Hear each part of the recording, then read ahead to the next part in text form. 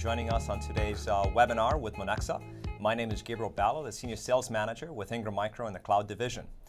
We have an exciting day planned for you here today. In addition, I'd like to just cover a couple of housekeeping items. First and foremost, we are giving away a $250 American Express gift check for one lucky attendee for just coming in listening to our story regarding Monexa. Secondarily, I'd like to point out to a function to the WebEx that you are viewing today. If you look at the upper right-hand corner of your screen and you see that little video, if you double-click that video, it'll maximize it, which you can further maximize even further by double-clicking the screen again. You still have access to all the WebEx functions and features by hovering your mouse over the top center section of your screen. And then if you want to exit the full screen mode, you can simply click on the exit full screen link on the upper right-hand corner. To get us started today, I'd like to introduce Vic with Monexa, Vic Cambley, who is the Vice President of Marketing, to give us a little bit of a story and background information of who Monexa is and why we are here today. Vic? Thanks, Gabriel. So I quickly want to start with just a quick overview about Monexa itself. Monexa was founded in 1988 as an operational support and systems provider for large ISP and telecom companies. One of those products was really the first ever in the world on-demand subscription and billing and payments platform. In 2007, as the cloud was emerging as a big differentiator and as a big disruptor for businesses, Monexa decided to pull out that cloud billing platform and stand it up as a standalone SaaS billing engine to provide support for a variety of industries beyond just the telco and ISP industries we were in before. Between 2007 and 2012, we saw numerous great customer wins, and in 2012, the company was actually public up till then, and Sarah Capital came in and took the company private and installed a new leadership team. The last 24 months have been about understanding and getting a better focus for the product itself, and we feel like we found that in what we like to call sophisticated or growing to sophistication business models, and I'll talk a little bit deeper later on what I mean by that. In 2013, we validated this new customer focus with record customer growth, and we've seen further record growth in 2014, and we've really looked at developing, through further investments, our channel partner program, and we're proud to say that we're an Ingram Micro partner as it stands right now.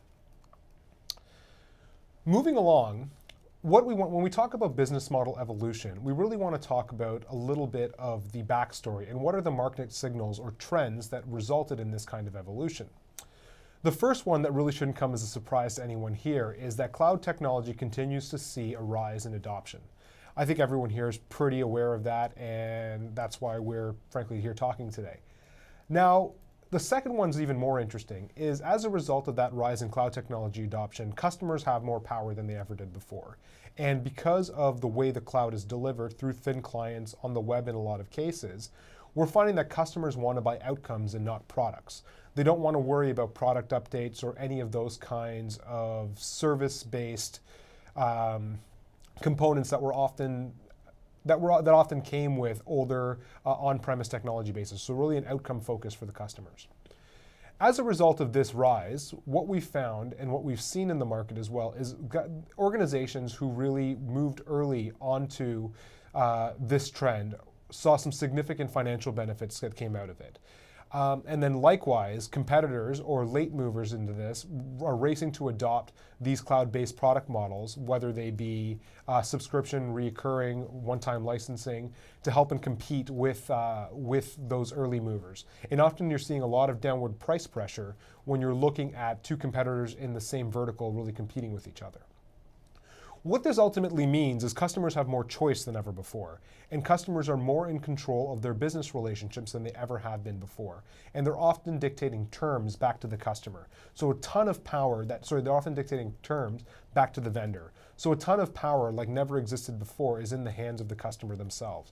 The customer will often tell you these days how they want to buy, what kind of discounts they want applied, what kind of pricing models or what kind of bundles that they want you to offer to them. And they've got the choice in a lot of cases to go with the vendor who's going to best fit that. And ultimately what this means is that from a vendor perspective and from a service provider standpoint, you're seeing a rise in more complex or more sophisticated business models, whether they're recurring, subscription-based, or even usage or consumption-based, so really the pay-as-you-grow revenue models that customers are now looking towards. So when we talk about the subscription business model specifically, and we talk about how it's actually evolving, IDC, the global research firm, has developed this maturity model that we really like a lot, and we feel addresses a lot of the customers that we see come through our doors, as well as a lot of the Ingram VARs as well. The first one is the ad hoc stage of the maturity model. IDC calls this the Wild West of the subscription business model. What you're seeing here is there's a massive, massive push on customer acquisition without a lot of thinking around what the retention strategy looks like.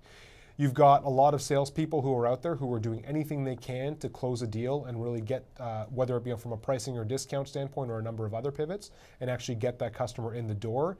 But often when it comes to the actual billing experience itself, because of some of the custom pricing or one-offs that may be out there, it's very frustrating from a manual process standpoint for those organizations to invoice and bill those customers specifically, directly I should say, for the services themselves. What this often means is you see incorrect bills, which lead to high churn and a lot of manual process on the back end to even get the bills out the door. The second stage of the model is what we like to call the opportunistic stage. So this is a little bit more mature than the ad hoc stage. Here you're seeing the customer experience hinge on individual perception of the actual offering itself. What this means is some regional offices or some sales teams may be selling in a more systemized way than other regional offices or other sales teams within an organization. This works in that it does reduce churn, however, churn can still be high. You are seeing recurring revenue on the rise, but there's still many manual processes involved. Ultimately, what this means, however, is that the systems that you have in place, whether they're at an office level or at a team level, they just don't scale the way you need to in order to actually run an efficient business.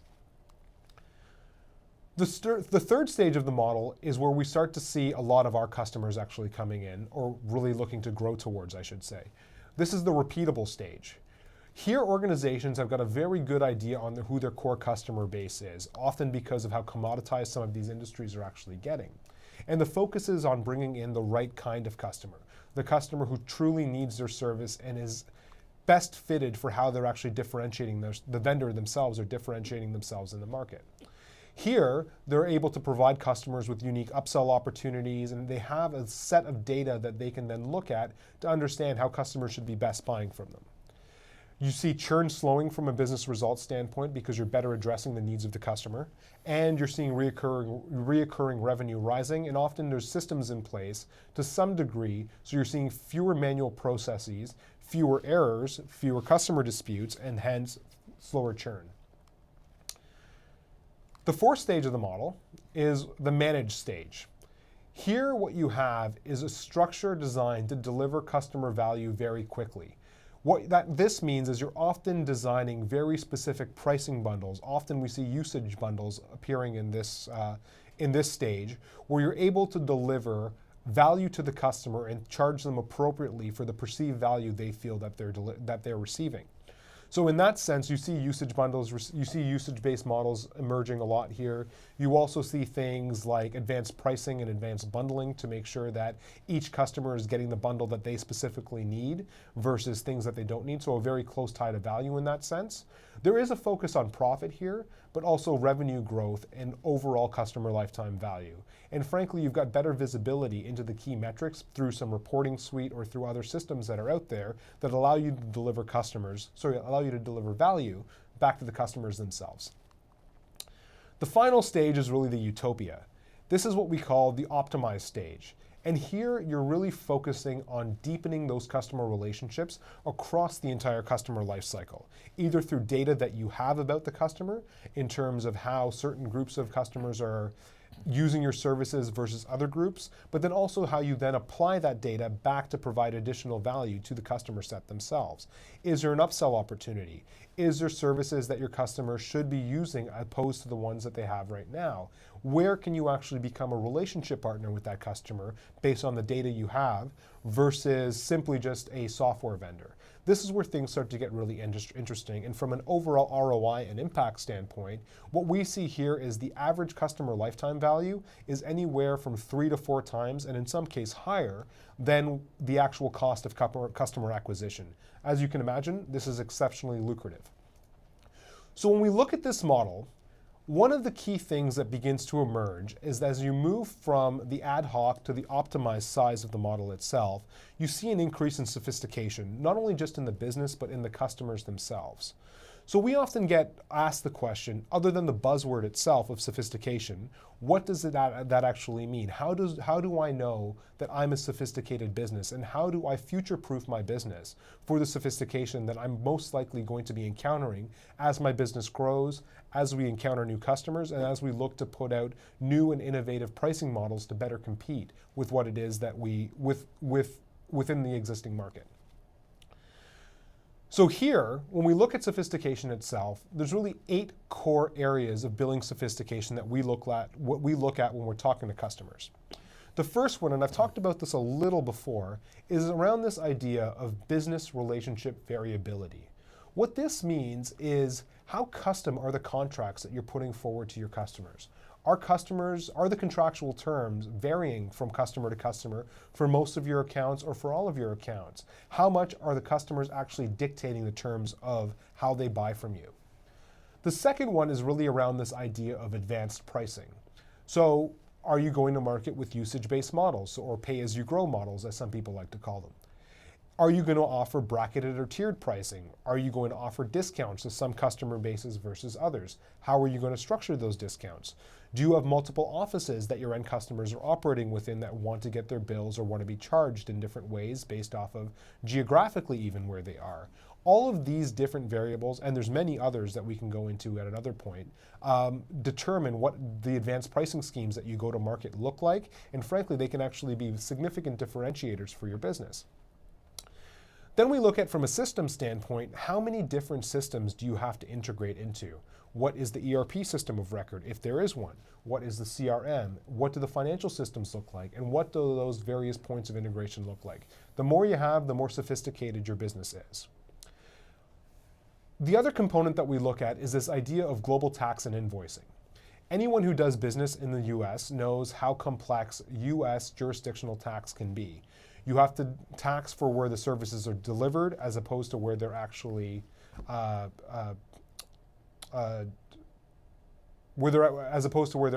being shipped out of. So where they're consumed as opposed to where they're shipped out of. And often this gets very, very complex as you look at doing business across a number of states. The other piece is when you look at European accounts, there's some pretty strict regulations in certain European countries around how invoices actually have to be formatted when you move forward. And as you get into more and more of this, as you look at international growth, this becomes an area of sophistication for the business. Likewise, multi-currency support, for a lot of the reasons I've already discussed. If you're doing business in more than one country, how is it that you're actually intaking the funds that you're billing for? What does that need to look like? So again, another trigger, or another lever, I should say, on sophistication. There's also the idea of security and compliance. If you're taking in credit card data specifically, you need to ensure that you're PCI compliant, or your billing vendor, or the individuals or the individuals or systems that you're using to take those in do have the level of PCI compliance, whether it's 1, 2, or 3, that you need to ensure that you're not breaking any laws. From a financial and customer reporting standpoint that I touched on a little bit earlier, what does that look like? What are the needs internally for your business? Do you need revenue recognition reports? What does your average lifetime value and churn reports look like? How do you need to report back deferred revenue to your executive team? All of these things tend to become very important, especially when you look at applying them back to the customer base, so you can start getting that really deep customer insight you tend to need in order to deliver value back to the customer. And then finally, you're looking at high levels of customer transparency. Are your current invoices so complex and there's so many line items on them that customers just don't understand them? If so, are they disputing them and holding up your cash flow? This can become a significant hindrance to businesses as they look to grow. So when we talk to customers about how sophisticated, or potential customers I should say, about how sophisticated their actual subscription business models are, these are 8 of the core triggers that we look upon and really strive to go deeper on to get an understanding of what they actually look like. So ultimately that brings us into the Monexa's core value proposition. From a business value standpoint, what does Monexa do? We like to say we help our customers in one of 3 ways. We help our customers price their products in new, interesting, and innovative ways to increase revenue and really help them to compete. Getting back to the point I made a little bit earlier about helping customers buy the way that they want to buy and really helping your business sell to your customers the way your customers want to buy from you.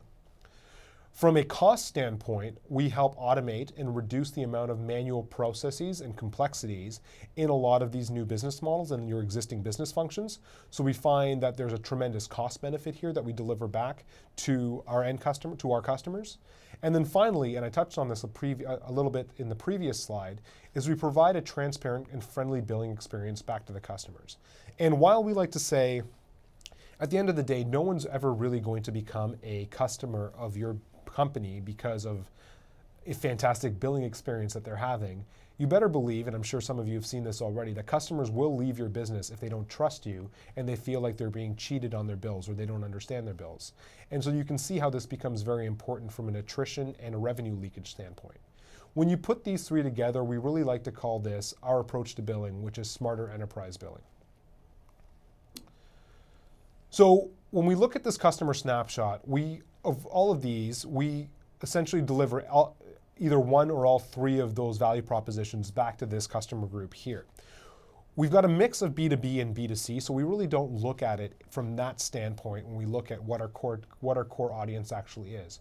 What we like to say is that all of these customers are either in a sophisticated environment right now or have a business that they see growing into customers. Also, I'd like to point out that while we do have businesses here that are established, we do have some customers who are pre-revenue and do see themselves growing into a significant level of customer sophistication, of billing sophistication, I should say.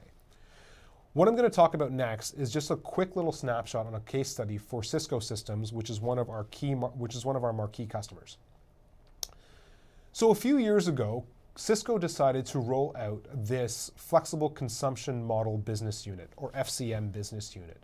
What this business unit does is it allows any one of their 1,000 plus global enterprise accounts to really go on pay-as-you-grow, flexible or usage-based revenue models. So they're only paying for the services that they're actually consuming. This is very lucrative for some Cisco customers because it allows them to, again, tie the price that they're paying Cisco back to the services that they're actually using. The challenge Cisco faced when they were rolling out this actual business unit itself was actually on the invoicing standpoint.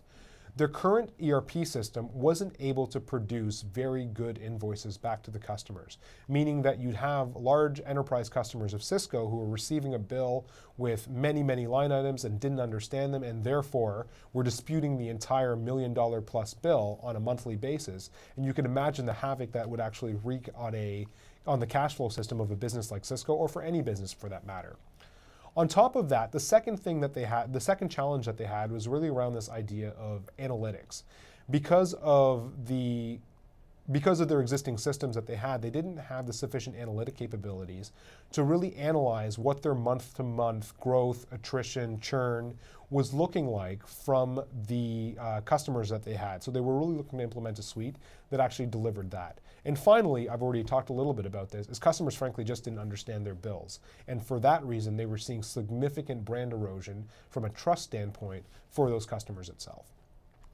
So after a rather lengthy selection process where Cisco looked at over 1,000 different requirements and compared a number of billing vendors, Cisco selected Monexa because Monexa sought to ensure that Cisco's billing system was able to produce understandable invoices for their customers in an innovative, almost Apple-esque way, which delivered an excellent, transparent experience back to the customers around what they were actually being charged for. Ultimately, Monexa provided 3 big solutions back to Cisco. The first one was facilitating their FCM pricing, so their flexible consumption model pricing. We were able to allow Cisco to go to market the way their customers wanted to buy from them, which I talked about a little bit earlier. Secondly, really billing for the enterprise, integrating in with the existing systems that Cisco had, whether it's their ERP system or their CRM system, and ensuring that we're delivering a billing experience internally that works across their business and is able to scale through their business. And finally, reducing the friction through a more transparent billing experience. So it's going to reduce the number of disputes, reduce the amount of time that day sales are outstanding, and help increase velocity of cash flow. Those are really the big three that we help them with. From there, I'll turn it back to Gabriel to see if there's any questions from the audience. Great, thank you very much. Excellent job, Vic.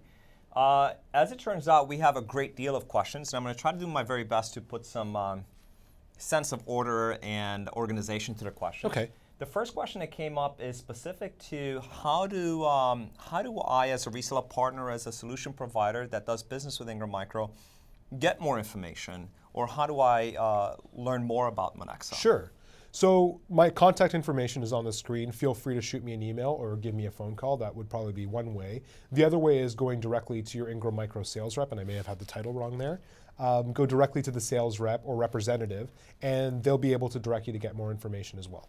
Good. So what about as far as invoicing, right? So if I buy Monexa and I saw and from Ingram Micro, do I get my bill from Ingram Micro, or do I get billed from Monexa direct? You get billed from Ingram Micro directly. Okay, great. So as you know, Ingram Micro does a fair amount of business with CSPs and MSPs and a variety of different organizations that have businesses in the form of telcos and such, right? A great deal of our reseller partners, they have automation systems in place like Autotask and ConnectWise. Yeah. And one of those questions is specific to this. Does Monexa have an API integration with PSA systems like Autotask or ConnectWise? Sure, that's a great question. So Monexa's got a fully open API system, which means that we can integrate with Autotask and ConnectWise directly. Any other PSI systems that are out there, Monexa actually has a full integration into Dell Boomi, which is the biggest enterprise class integrator there is. So all other PSIs will be addressed through the Dell Boomi integration. What about like third-party apps like FreshBooks for accounting or Zendesk for ticketing, right? So that was another question that came up. Again, for the most part, that'll all be handled through Dell Boomi. If there are some offshoots, that can all be handled through our open API. Okay, great. So one thing that we've noticed as a distributing company dealing with reseller partners and channel partners selling cloud solutions is, the sales aspect is actually fairly easy for the most part, but the challenge that most of the reseller partners that we do business with is the after effect, right? So the managing, invoicing, billing, and really providing a sense of transparency to their customers. One of the questions that came up was around that topic, right? Okay. Can Monexa provide a portal for their clients where their clients have access to their invoices, they can pay their invoices, perhaps open dispute tickets or things like that? Yeah, absolutely. So that's one of the core elements of the Monexa product itself is a customer portal.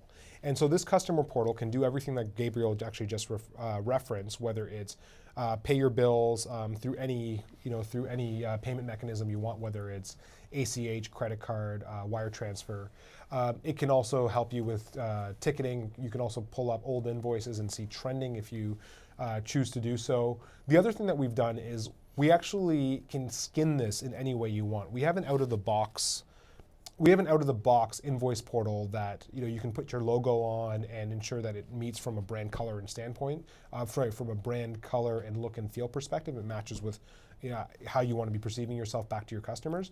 The other thing we did, and this was part of the Cisco example itself, is that we can fully customize this to show trending and show other pertinent information back to the customer that helps them further develop a further sense of trust with your organization. This is a big one for us.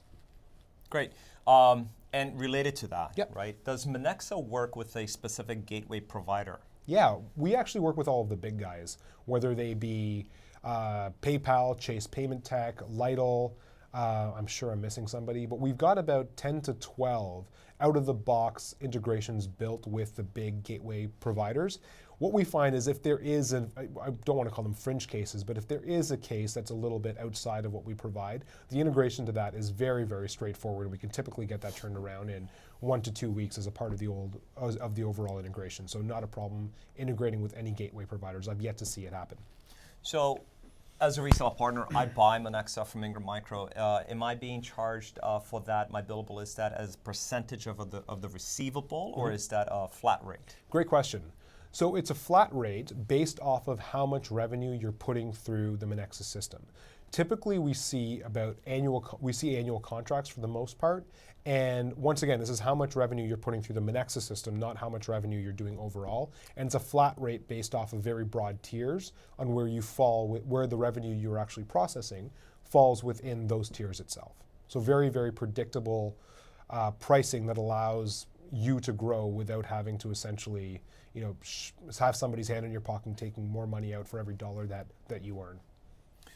Okay, great, wonderful. So does that mean that I can sell Monexa? Absolutely. I can sell it to an end user? Absolutely. Really? So I can buy Monexa essentially and consume it internally for my own personal consumption within my own organization, or I can essentially sell it to an end user? Absolutely, no problem with that at all. So specific to that, right, so we have experience with dealing with solution providers that are having some challenges when it comes to engaging the right type of customer. Okay. So maybe you can provide an example of the type of clues to look for. Sure.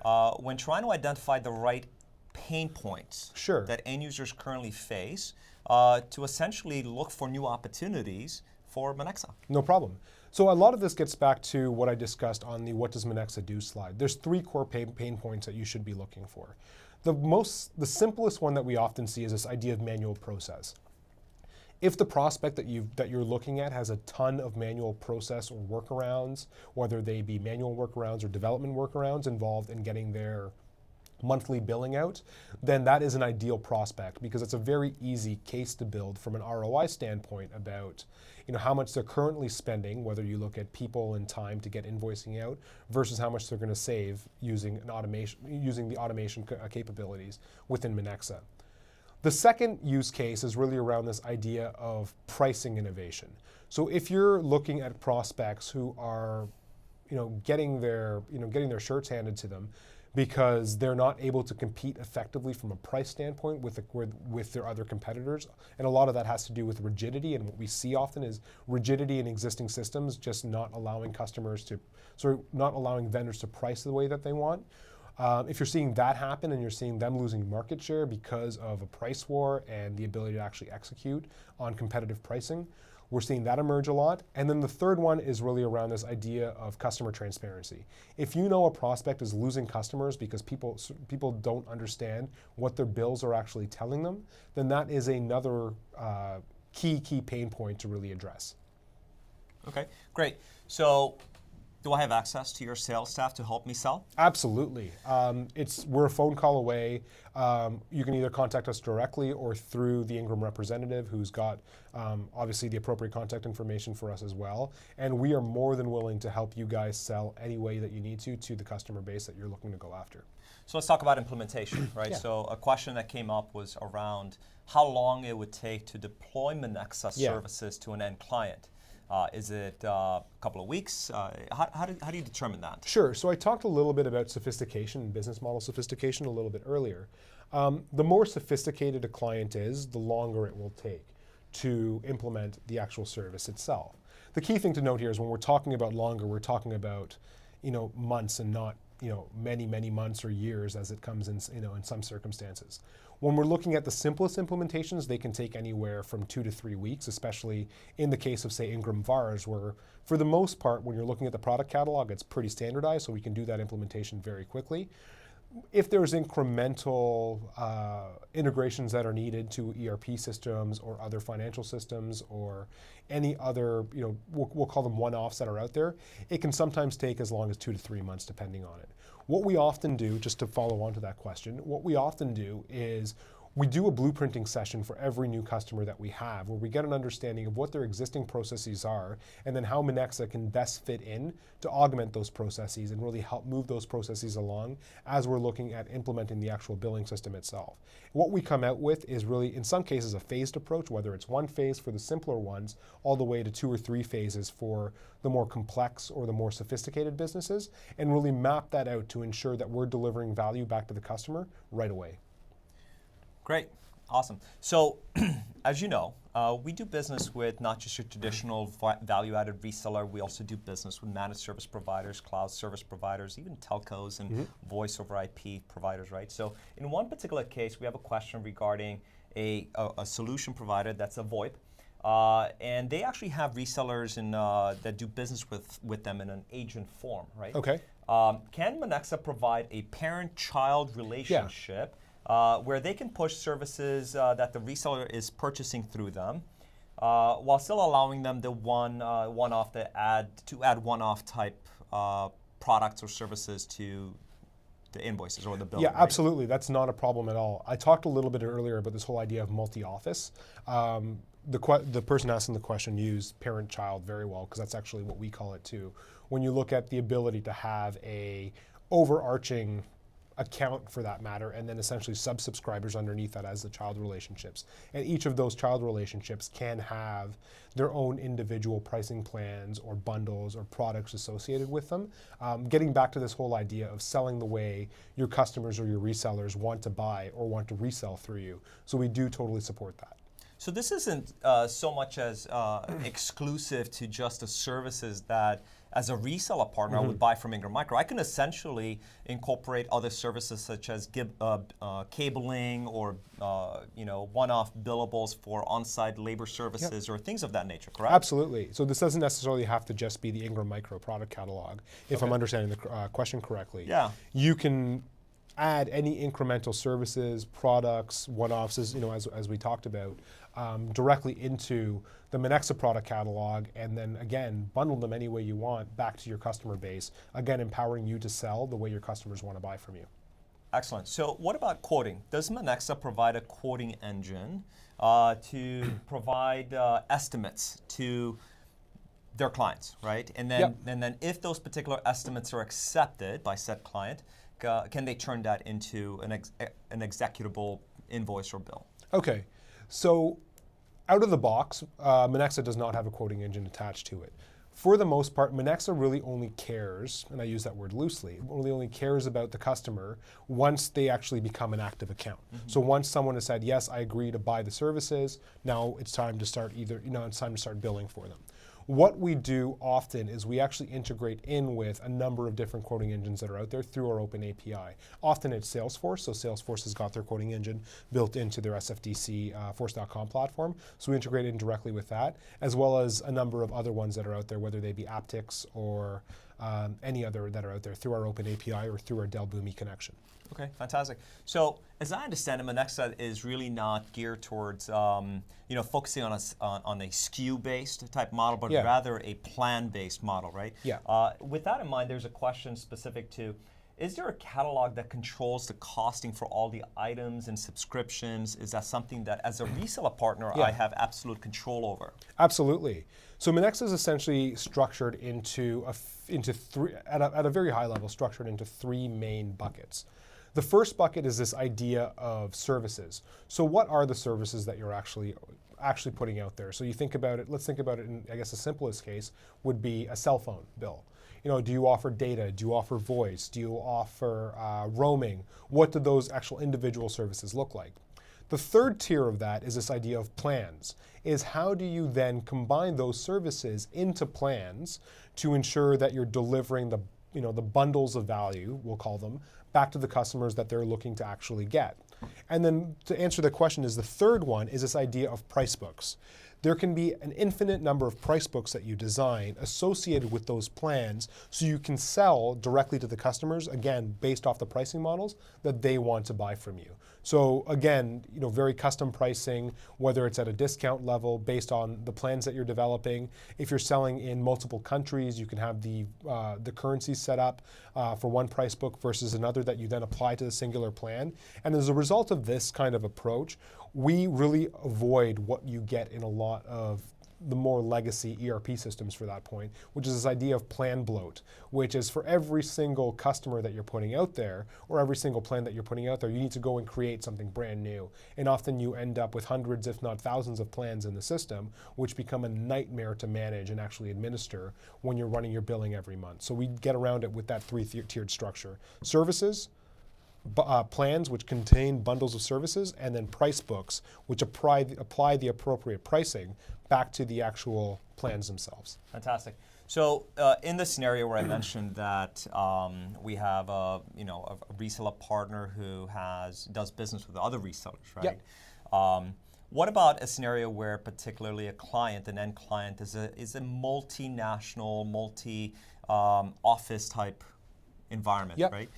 Can Monexa do billing to the multiple sites and then roll up to a home office? Absolutely, not a problem. We do that for pretty much, I'd say, anywhere from 60 to 70% of our customers. We can do it in a number of ways. We can do it where each of the offices or each of the geographies, I clearly can't say that word today, receives their own bill, yeah. Or it all rolls up to a master office or some hybrid of that. That's very indicative of the solution that we've got out with OpenTable, or that we're building out with OpenTable right now. So we are able to support any hybrid of that we can possibly imagine. Outstanding. So let's talk about reporting. Right? Sure. So reporting is something I feel that it's a very important aspect, that it's a topic that we yep. cover a lot in cloud. As it relates to reporting, what level of granularity can a reseller get into? What about the end client? Can it get down to reporting specific to the product level, to the plan level? Let's talk about that a little bit. Yeah, sure. So out of the box, and you'll have to excuse me if this number isn't 100% accurate because it is always changing. Out of the box, we have 62 reports and I believe about 20 dashboards that are available. For the most part, we do cover the standard stuff that you'd want to look at, whether it be revenue recognition, churn, attrition, how successful one set of products is versus another, how successful one plan is versus another, looking at what the geographical split looks like. The other thing that we do as Monexa is we actually give all of our customers a Yellowfin license once they purchase Monexa. Yellowfin is one of the top reporting suites that are out there, and that's what we write all of our reports. All of our reports are created within. The Monexa data itself sits on top of an Oracle data warehouse, which means that the data is extremely well structured. So what we often find is every customer will have anywhere from 2 to 4 additional reports that they want us to create over and above the 62 that we have there. So we work with our customers to help create those reports, ensure that they're formatted the way that they want, so they're getting the insights that they're looking for out of their existing customer information. Fantastic. So looking at some of the remaining questions that we have here. Regarding reporting, is this something that the reseller has to push out?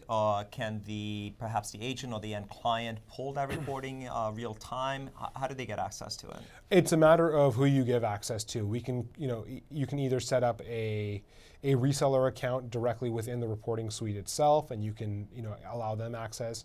You can have an individual directly within your office who's responsible for pushing them out reseller to reseller. It's just really a matter of how you want to structure it.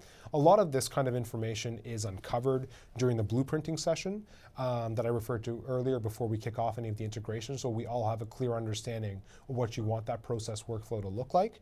And once that's established, we work with your team to ensure that the appropriate steps are established to deliver that kind of process back to your customer back to your business or reseller or any other variable within there that you'd want to use. Okay, great, thank you.